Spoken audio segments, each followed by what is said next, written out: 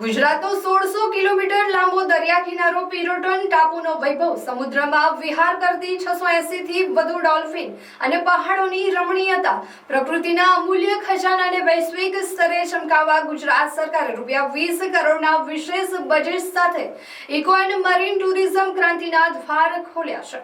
આ પહેલ માત્ર પર્યટન પૂરતી સીમિત નથી, પરંતુ સ્થાનિક યુવાનો અને નાના વેપારીઓની આજીવિકા બદલવાનું એક મોટું અભિયાન બની રહી છે। મુખ્યમંત્રી ભૂપેન્દ્ર પટેલના નેતૃત્વ હેઠળ ગુજરાતના વિશાળ દરિયાકાંઠા અને કુદરતી સંસાધનોને વૈશ્વિક પર્યટન કેન્દ્ર તરીકે વિકસાવવાની ભગીરથ કામગીરી શરૂ થઈ છે। ઇકો ટુરિઝમ, મરીન ટુરિઝમ અને આઇલેન્ડ ડેવલપમેન્ટ પર વિશેષ ભાર મૂકીને રાજ્યના અર્થતંત્રને એક નવી ગતિ આપવામાં આવી રહી છે। જામનગર અને દ્વારકા વિસ્તારની અંદર લગભગ 22 જેટલા આઇલેન્ડ છે, ટાપુઓ છે। પિરોટન સહિતના આ મરીન નેશનલ પાર્કને વિકસાવવાનું, ઇકો ટુરિઝમ સાઇટ તરીકે વિકસાવવાનું આપણે નક્કી કરેલું છે। એ ઉપરાંત આ જ કોસ્ટ ઉપર 680 જેટલી ડોલ્ફિન છે। આ એક સૌથી મોટું આકર્ષણનું કેન્દ્ર બની શકે એમ છે। સૌરાષ્ટ્રમાં 3 જગ્યાએ આપણે જે દરિયાઈ કાચબા છે એનું બ્રીડિંગ સેન્ટર પણ બનાવેલું છે।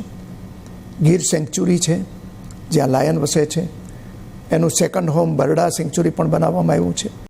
જામનગર અને દ્વારકાના 22 ટાપુઓ પૈકી પિરોટન મરીન નેશનલ પાર્કનો ઇકો ટુરિઝમ સાઇટ તરીકે વિકાસ થઈ રહ્યો છે। આ સાથે જ બેટ દ્વારકામાં ડોલ્ફિન ટુરિઝમ અને ઓખામડીમાં ટર્ટલ ટુરિઝમ પ્રકૃતિ પ્રેમીઓ માટે મુખ્ય આકર્ષણ બન્યા છે।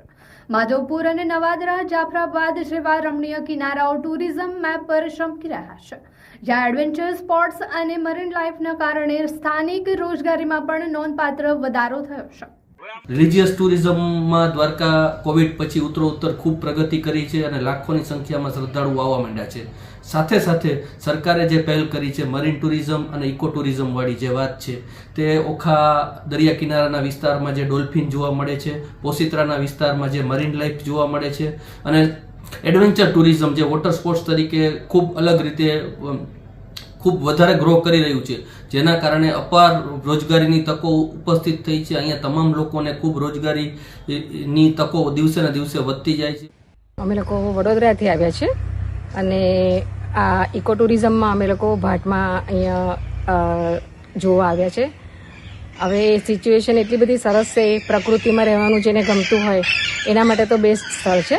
અહીંયા હું પહેલી વાર આવ્યો છું, પણ મને જોઈને એટલો આનંદ થઈ રહ્યો છે કે આ શહેરથી એકદમ નજદીક જગ્યા છે અને એકદમ નેચરમાં રહેવાનું જેને આનંદ મળતો હોય તેના માટે ઘણી જ વ્યવસ્થા સરકારે કરેલી છે।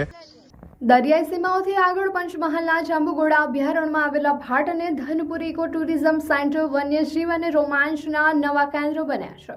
ગીચ જંગલો, ટ્રેકિંગ અને સ્થાનિક આદિવાસી સંસ્કૃતિનો અદ્ભુત સમન્વય પ્રવાસીઓને મંત્રમુગ્ધ કરીને પ્રકૃતિની વચ્ચે રહેવાનો એક યાદગાર અનુભવ પૂરો પાડે છે। પહાડી વિસ્તારોની વાત કરીએ તો ડાંગનું સાપુતારા પણ નવી પ્રવાસન નીતિઓના કારણે આજીવિકાનું મોટું કેન્દ્ર બન્યું છે। 12 માસ ચાલતા ઉત્સવો અને નયનરમ્ય વાતાવરણના લીધે અહીં પ્રવાસીઓનો અવિરત પ્રવાહ રહે છે, જેનો સીધો લાભ સ્થાનિક હોટેલ ઉદ્યોગો, હસ્તકલાના કારીગરો અને નાના વેપારીઓને મળી રહ્યો છે।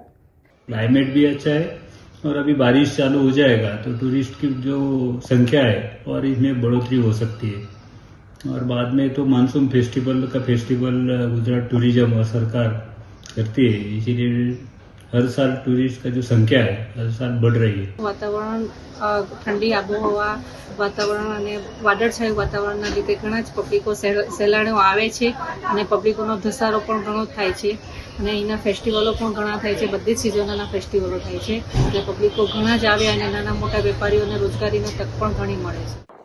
પર્યાવરણ સુરક્ષા અને આર્થિક સમૃદ્ધિનો આ સંગમ આજે ગુજરાતને દેશનું અગ્રણી ઇકો મરીન ડેસ્ટિનેશન બનાવી રહ્યો છે।